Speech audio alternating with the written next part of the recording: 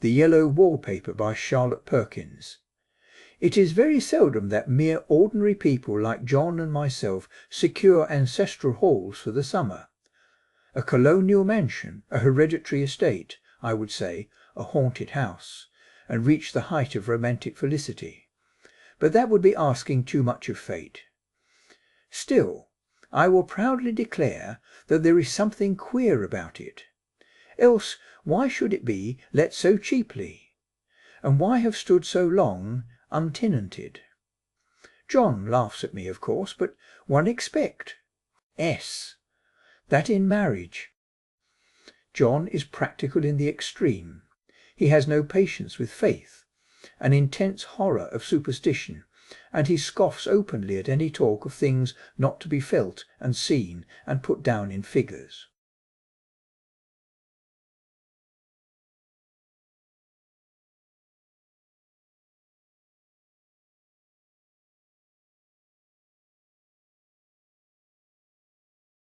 John is a physician, and perhaps. I would not say it to a living soul, of course, but this is dead paper, and a great relief to my mother. Nee's own husband assures friends and relatives that there is really nothing the matter with one but temporary nervous depression. A slight hysterical tendency. What is one to do? My brother is also a physician, and also of high standing, and he says the same thing. So I take phosphates or phosphites, whichever it is, and tonics and journeys and air and exercise and air and exercise, and am absolutely forbidden to work until I am well again. Personally, I believe that conge. Nile work with excitement and change would do me good. But what is one to do? I did write for a while in spite of them, but it does exhaust me a good deal, having to be so sly about it, or else meet with heavy opposition.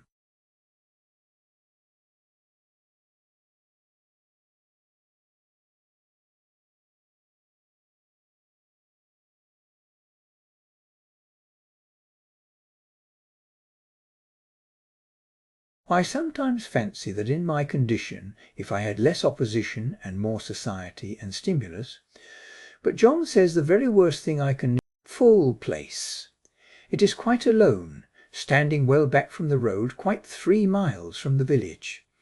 It makes me think of English places that you read about, for there are hedges and walls and gates that lock, and lots of separate little houses for the gardeners and people.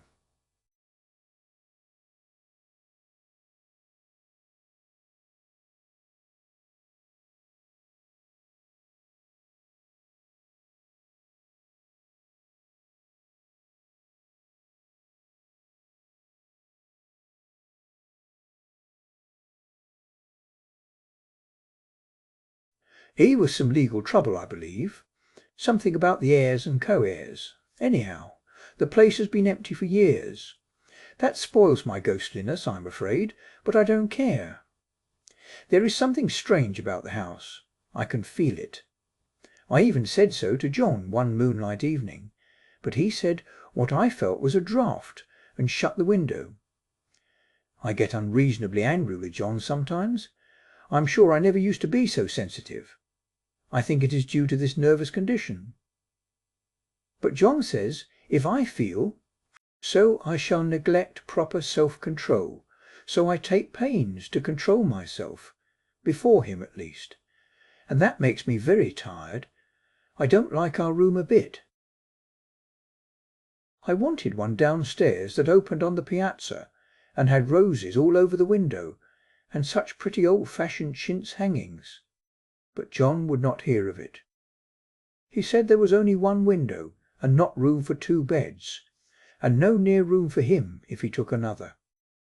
He is very careful and loving, and hardly lets me stir without special dire. Cheen. I have a schedule prescription for each hour in the day. He takes all care from me, and so I feel basely ungrateful not to value it more. He said we came here solely on my account, that I was to have perfect rest and all the air I could get. Your exercise depends on your strength, my dear, said he, and your food somewhat on your appetite, but air you can absorb all the time. So we took the nursery at the top of the house. It is a big airy room, the whole floor nearly, with windows hat look all ways, and air and sunshine galore. It was nursery first, and then playground and gymnasium, I should judge, for the windows are barred for little children, and there are rings and things in the walls.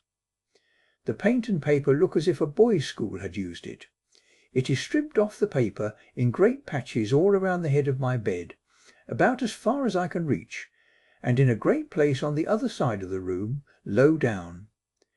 I never saw a worse paper in my life. One of those sprawling, flamboyant patterns committing every artistic sin.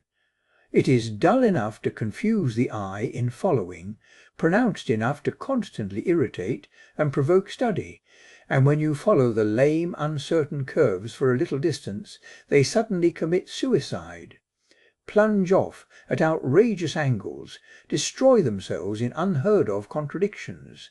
The colour is repellent, almost revolting, a smouldering unclean yellow, strangely faded by the slow turning sunlight. It is a dull yet lurid orange in some places, a sickly sulphur tint in others. No wonder the children hated it. I should hate it myself if I had to live in this room long. There comes John, and I must put this away. He hates to have me write a word. We have been here 2 weeks, and I haven't felt like writing before since that first day. I am sitting by the window now, up in this atrocious nursery, and there is nothing to hinder my writing as much as I please, save lack of strength.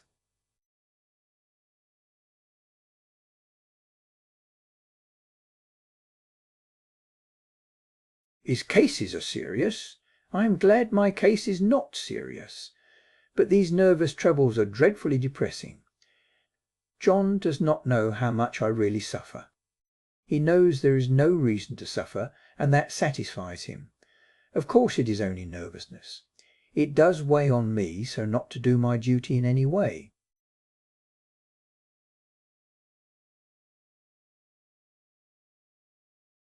I meant to be such a help to John, such a real rest and comfort, and here I am a comparative burden already. Nobody would believe what an effort it is to do what little I may attain, and order things.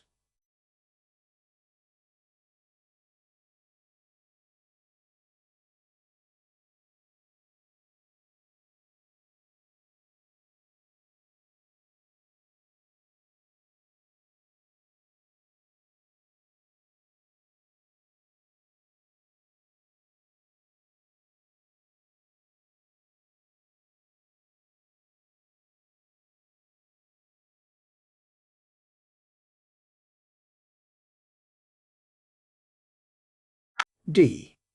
Then the barred windows, and then that gate at the head of the stairs, and so on. You know the place is doing you good, he said, and really, dear, I don't care to renovate the house just for a 3 months' rental. Then do let us go downstairs, I said. There are such pretty rooms there. Then he took me in his arms and called me a blessed little goose, and said he would go down cellar if I wished, and have it whitewashed into the bargain. But he is right enough about the beds and window, and things. It is as airy and comfortable a room as anyone need wish, and of course I would not be so silly as to make him uncomfortable just for a whim. I am really getting quite fond of the big room, all but that horrid paper. Out of one window I can see the garden, those mysterious deep-shaded arbours, the riotous old-fashioned flowers and bushes and gnarly trees. Out of another I get a lovely view of the bay and a little private wharf belonging to the estate.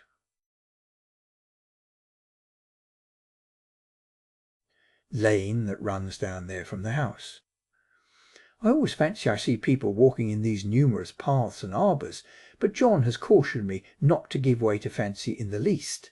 He says that with my imaginative power and habit of story making, a nervous weakness like mine is sure to lead to all manner of excited fancies, and that I ought to use my will and good sense to check the tendency. So I try. I think sometimes that if I were only well enough to write a little, it would relieve the press of ideas, and rest me.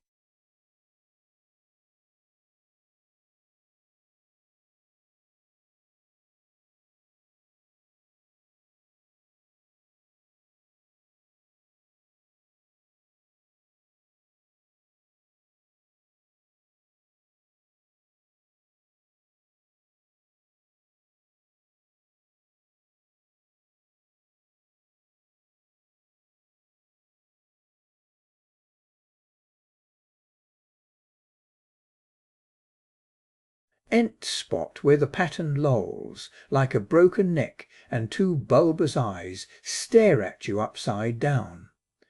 I get positively angry with the impertinence of it, and the everlastingness. Up and down and sideways they crawl, and those absurd unblinking eyes are everywhere. There is one place where two breadths didn't match, and the eyes go all up and down the line, one a little higher than the other. I never saw so much expression in an inanimate thing before, and we all know how much expression they have. Used to lie awake as a child and get more entertainment and terror out of blank walls and plain furniture than most children could find in a toy store. I remember what a kindly wink the knobs of our big old bureau used to have, and there was one chair that always seemed like a strong friend. I used to feel that if any of the other things looked too fierce, I could always hop into that chair and be safe. The furniture in this room is no worse than inharmonious, however, for we had to bring it all from downstairs. I suppose when this was used as a playroom they had to take the nursery things out, and no wonder. I never saw such ravages as the children have made here. The wallpaper, as I said before, is torn off in spots, and it sticketh closer than a brother. They must have had perseverance as well as hatred. Then the floor is scratched and gouged and splintered. The plaster itself is dug out here and there, and this great heavy bed, which is all we found in the room, looks as if it had been. E'en through the wars. But I don't mind it a bit, only the paper. There comes John's sister. Such a dear girl as she is, and so careful of me. I must not let her find me writing. She is a perfect and enthusiastic housekeeper, and hopes for no better profession. I verily believe she thinks it is the writing which made me sick. But I can write when she is out, and see her a long way off from these windows. There is one that commands the road, a lovely shaded winding road, and one that just lifts off over the country. A lovely country too, full of great elms and velvet meadows. This wallpaper has a kind of sub-pattern in a different shade, a particularly irritating one, for you can only see it in certain lights, and not clearly then. But in the places where it isn't faded, and where the sun is just so, I can see a strange, provoking, formless sort of figure that seems to sulk about behind that silly and conspicuous front design. There's sister on the stairs. Well, the 4th of July over.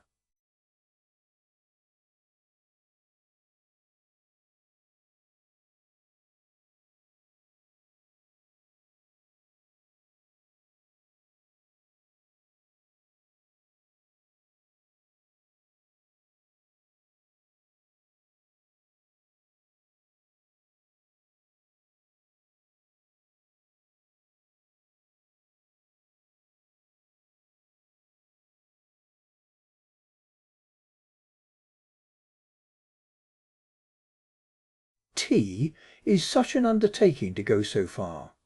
I don't feel as if it was worth while to turn my hand over for anything, and I'm getting dreadfully fretful and querulous.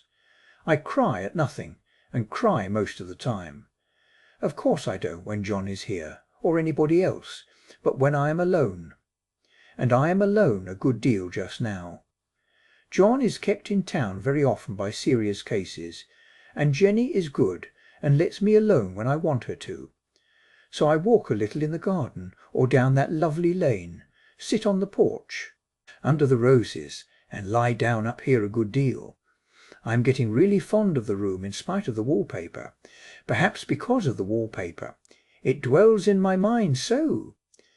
I lie here on this great immovable bed, it is nailed down I believe, and follow that pattern about by the hour. It is as good as gymnastics, I assure you. I start, we'll say, at the bottom, down in the corner over there where it has not been touched, and I determine for the 1000th time that I will follow that pointless path. Turn to some sort of a conclusion. I know a little of the principle of design, and I know this thing was not arranged on any laws of radiation, or alternation, or repetition, or symmetry, or anything else that I ever heard of. It is repeated, of course, by the breadths, but not otherwise. Looked at in one way, each breadth stands alone, the bloated curves and flourishes, a kind of debased Romanesque, with delirium tremens, go waddling up and down in isolated columns of fatuity. But, on the other hand, they connect diagonally, and the sprawling outlines run off in great slanting waves of optic horror, like a lot of wallowing seaweeds in full chase.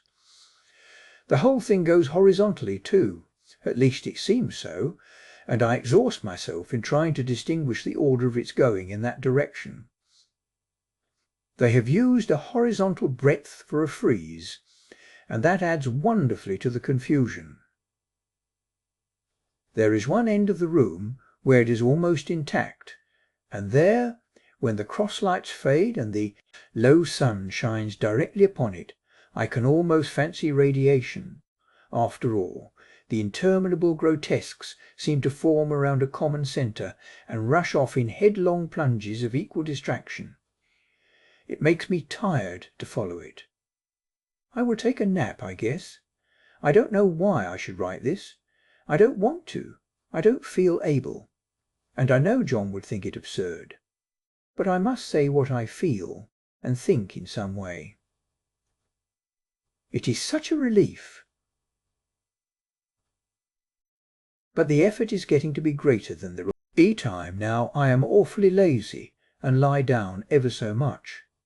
John says I mustn't lose my strength, and has me take cod liver oil and lots of tonics and things, to say nothing of ale and wine and rare meat. Dear John, he loves me very dearly and hates to have me sick.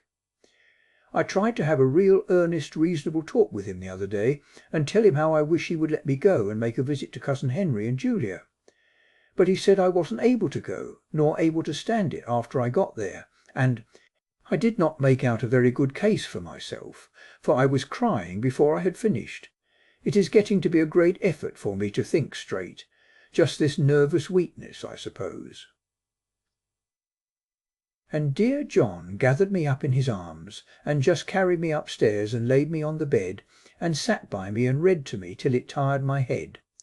He said I was his darling, and his comfort and all he had, and that I must take care of myself for his sake and keep well. He says no one but myself can help me out of it, that I must use my will and self-control, and not let any silly fancies run away with me. There's one comfort. The baby is well and happy, and does not have to occupy this nursery with the horrid wallpaper. If we had not used it, that blessed child would have. What a fortunate escape! Why, I wouldn't have a child of mine, an impressionable little thing, live in such a room for worlds.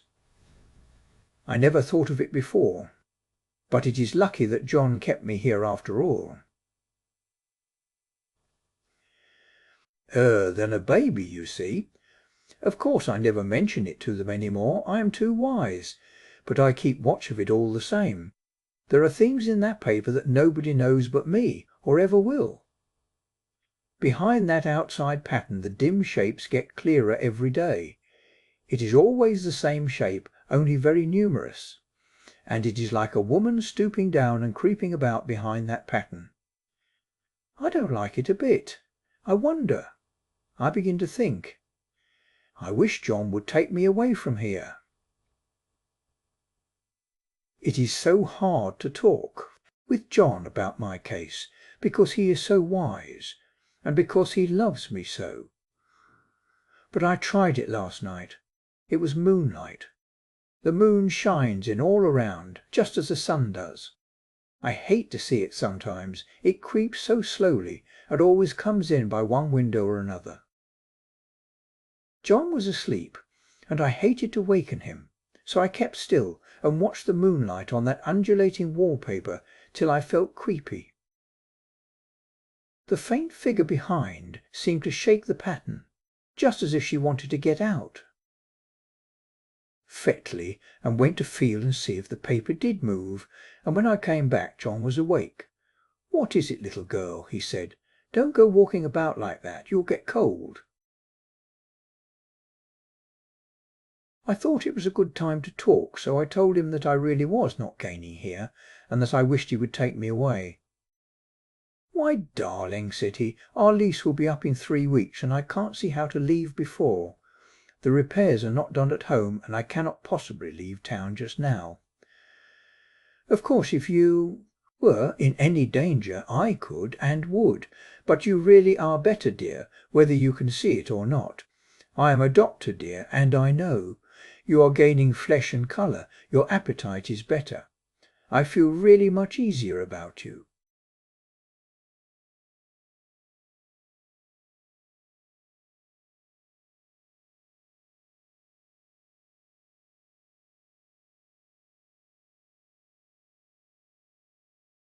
"I don't weigh a bit more," said I, "nor as much, and my appetite may be better in the evening when you are here, but it is worse. Improve the shining hours by going to sleep and talk about it in the morning."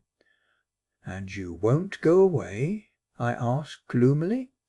"Why, how can I, dear? It is only 3 weeks more, and then we will take a nice little trip of a few days while Jenny is getting the house ready. Really, dear, you are better." "Better in body, perhaps," I began, and stopped short, for he sat up straight and looked at me with such a stern, reproachful look that I could not say another word. "My darling," said he, "I beg of you, for my sake and for our child's sake, as well as for your own, that you will never for one instant let that idea enter your mind. There is nothing so dangerous, so fascinating, to a temperament like yours. It is a false and foolish fancy. Can you not trust me as a physician when I tell you so?" So of course I said no more on that score, and we went to sleep before long. He thought I was asleep before long. He thought I was asleep first, but I wasn't. I lay there for hours trying to decide whether that front pattern and the back pattern really did move together or separately. On a pattern like this by daylight there is a lack of sequence, a defiance of law that is a constant irritant to a normal mind. The colour is hideous enough and unreliable enough and infuriating enough, but the pattern is torturing. You think you have mastered it, but just as you get well under way in following, it turns a back somersault, and there you are. It slaps you in the face, knocks you down and tramples upon you. It is like a bad dream. The outside pattern is a florid arabesque, reminding one of a fungus. If you can imagine a toadstool in joints, an interminable string of toadstools, budding and sprouting in endless convolutions, why, that is something like it. That is, sometimes. There is one marked peculiarity about this paper, a thing nobody seems to notice but myself, and that is that it changes as the light changes. When the sun shoots in through the east window, I always watch for that first long straight ray. It changes so quickly that I never can quite believe it. That is why I watch it always.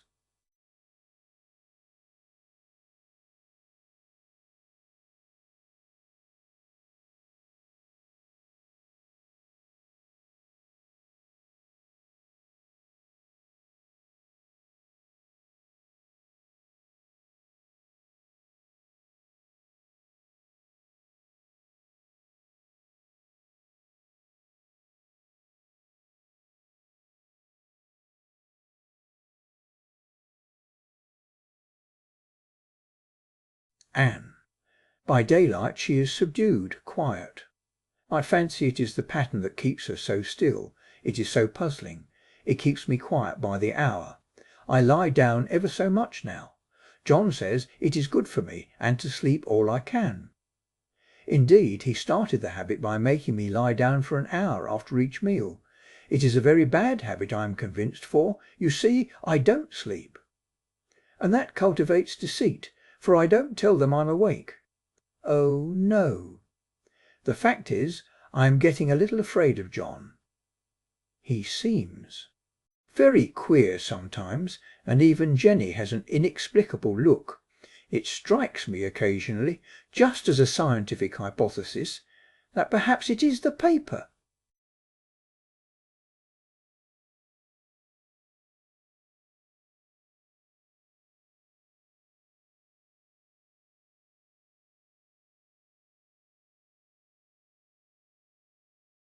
I have watched John when he did not know I was looking, and come into the room suddenly on the most innocent excuses, and I've caught him several times looking at the paper. And Jenny too. Manner possible, what she was doing with the paper.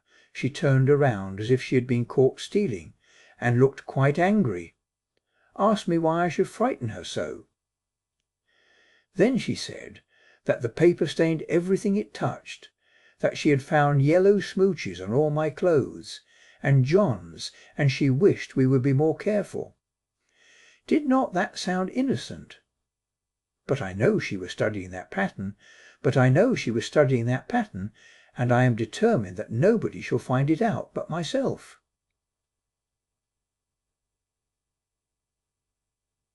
W. Than it used to be.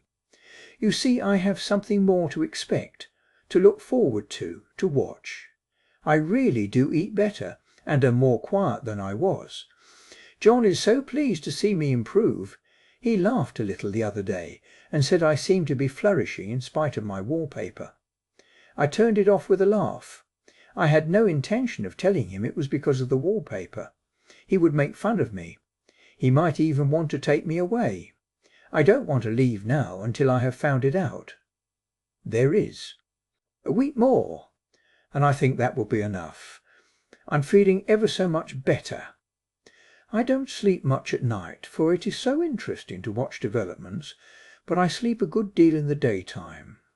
In the daytime it is tiresome and perplexing. There are always new shoots on the fungus, and new shades of yellow all over it. I cannot keep count of them, though I have tried conscientiously. It is the strangest yellow, that wallpaper. It makes me think of all the yellow things I ever saw. Not beautiful. Ones like buttercups, but old, foul, bad yellow things. But there is something else about that paper. The smell.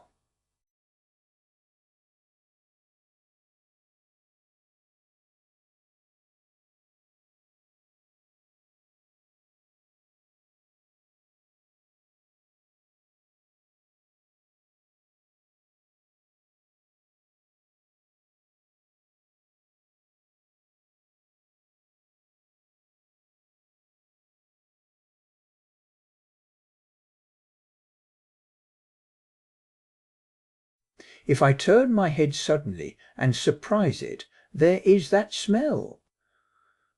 Such a peculiar odour too. I have spent hours in trying to analyse it, to find what it smelled like.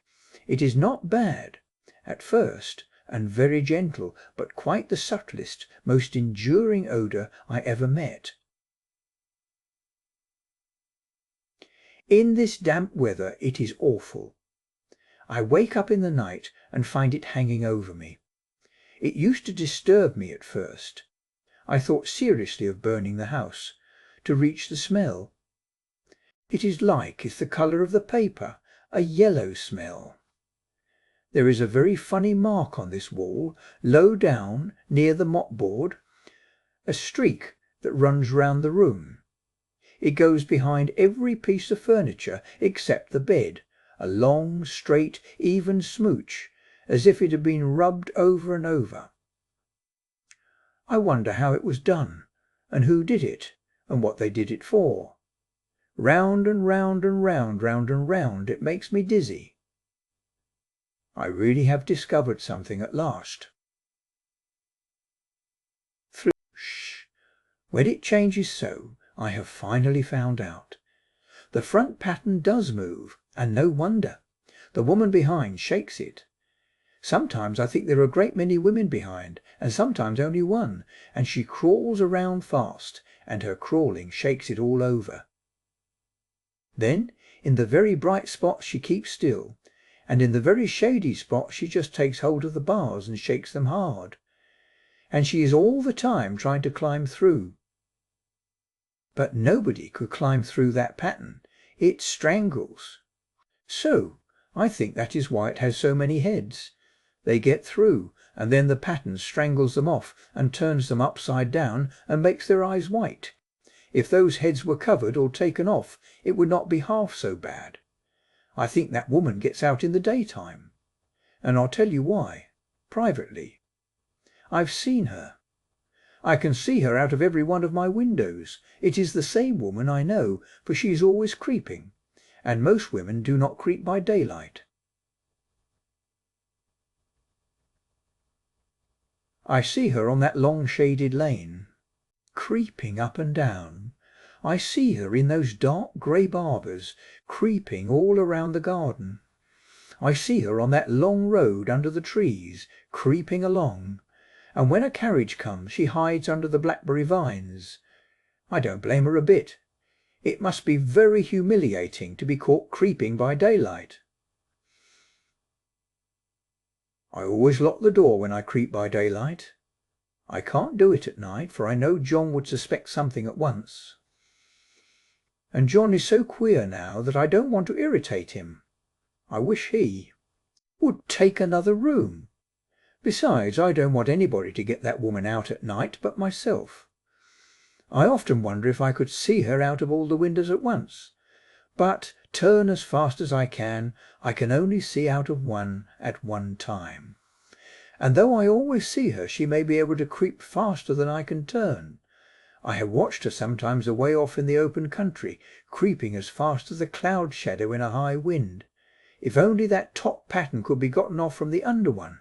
I mean to try it, little by little. I have found out another funny thing, but I shan't tell it this time. It does not do to trust people too much.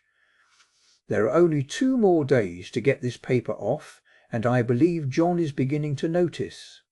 I don't like the look in his eyes. And I heard him ask Jenny a lot of professional questions about me. She had a very good report to give. She said I slept a good deal in the daytime. John knows I don't sleep very well at night, for all I'm so quiet. He asked me all sorts of questions too, and pretended to be very loving and kind, as if I couldn't see through him. Still, I don't wonder he acts so, sleeping under this paper for 3 months. It only interests me, but I feel sure John and Jenny are secretly affected by it. Hurrah! This is the last day, but it is enough. John is to stay in town overnight and won't be out until this evening. Jenny wanted to sleep with me. The sly thing! But I told her I should undoubtedly rest better for a night all alone. That was clever, for really I wasn't alone a bit. As soon as it was moonlight, and that poor thing began to crawl and shake the pattern, I got up and ran to help her. I pulled and she shook, I shook and she pulled, and before morning we had peeled off yards of that paper, a strip about as high as my head and half around the room. And then when the sun came and that awful pattern began to laugh at me, I declared I would finish it today. We go away tomorrow, and they are moving all my furniture down Arga, in to leave things as they were before. Jenny looked at the wall in amazement, but I told her merrily that I did it out of pure spite at the vicious thing. She laughed and said she wouldn't mind doing it herself, but I must not get tired. How she betrayed herself that time! But I am here, and no person touches this paper but me, not alive. She tried to get me out of the room. It was too patent. But I said it was so quiet and empty and clean now that I believed I would lie down again and sleep all I could, and not to wake me even for dinner. I would call when I woke. So now she is gone, and the servants are gone, and the things are gone, and there is nothing left but that great bedstead nailed down, with the canvas mattress we found on it. We shall sleep downstairs tonight and take the boat home tomorrow. I quite enjoy the room now it is bare again. How those children did tear about here! This bedstead is fairly gnawed. But I must get to work. I have locked the door and thrown the key down into the front path. I don't want to go out, and I don't want to have anybody come in till John comes. I want to astonish him. I've got a rope up here that even Jenny did not find.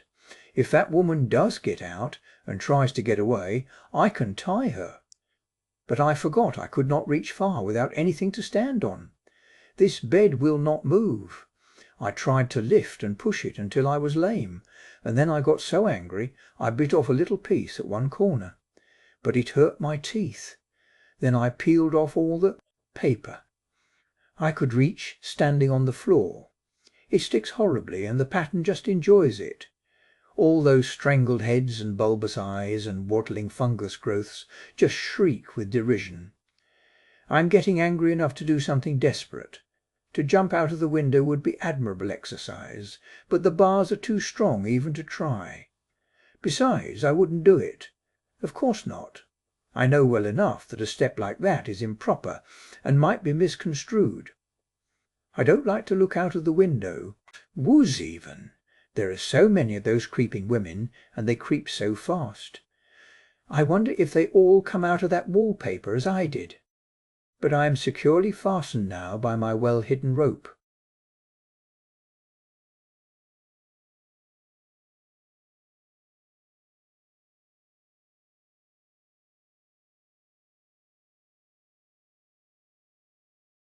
You don't get me out in the road there. I suppose I shall have to get back behind the pattern when it comes night, and that is hard. It is so pleasant to be out in this great room and creep around as I please. I don't want to go out sound, and everything is green instead of yellow. But here I can creep smoothly on the floor, and my shoulder just fits in that long smooch around the wall, so I cannot lose my way. Why, there's John at the door. It is no use, young man, you can't open it. How he does call and pound. Now he's crying for an axe. It would be a shame to break down that beautiful door. John, dear, said I in the gentlest voice, the key is down by the front steps, under a plantain leaf. That silenced him for a few moments. Then he said very quietly indeed, "Open the door, my darling." "I can't," said I. "The key is down by the front door under a plantain leaf." And then I said it again, several times, very gently and slowly, and said it so often that he had to go and see, and he got it of course and came in. He stopped short by the door. "What is the matter?" he cried. "For God's sake, what are you doing?" I kept on creeping just the same, but I looked at him over my shoulder. I, in spite of you and Jane, and I've pulled off most of the paper, so you can't put me back.